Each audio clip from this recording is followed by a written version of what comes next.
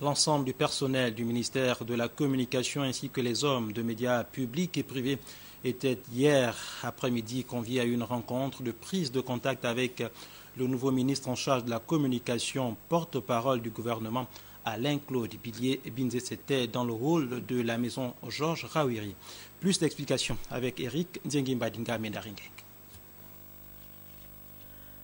C'est la première rencontre avec les entités sous sa tutelle depuis qu'il est à la tête du ministère de la Communication, porte-parole du gouvernement. Alain-Claude Billié-Binze connaît le monde de la communication.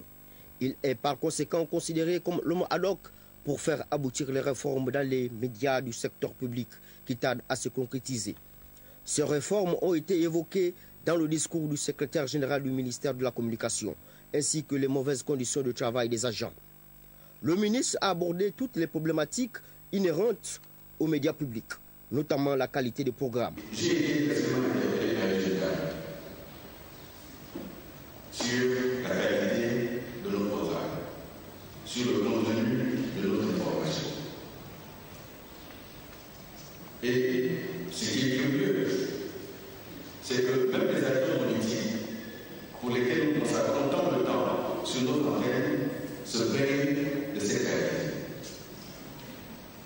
Ce qui est curieux, c'est qu'alors même que nous pensons en tant que service, nous nous rendons bien compte que nous ne sommes pas sur la police.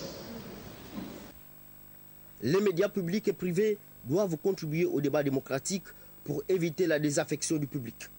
Mais la qualité dépend de la valeur intrinsèque des journalistes et producteurs. Le ministre s'est insurgé contre l'imposture médiatique, car plusieurs présumés journalistes écument la profession par effraction et infraction.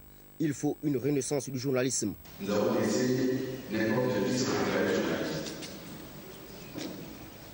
Nous n'avons pas su sauver la corporation. Nous avons laissé la place à trop de démonisation et parfois à trop de postures. Nous n'avons pas su révéler les normes de production. Et chacun sait le faire. Nous n'avons pas su révéler les normes techniques et nous adapter. Et on a laissé la place à ceux qui se sont improvisés. La nation qui est encore du vide, le vide a été rempli, et aujourd'hui on essaie de faire la part des choses en le vrai et le faux. La méritocratie doit être de mise.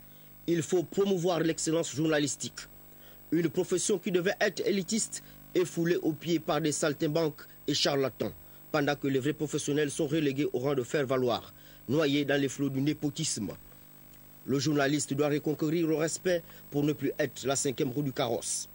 Le ministre a interpellé également les médias privés qui ont une obligation de se conformer aux principes et lois en vigueur en matière de communication en République gabonaise.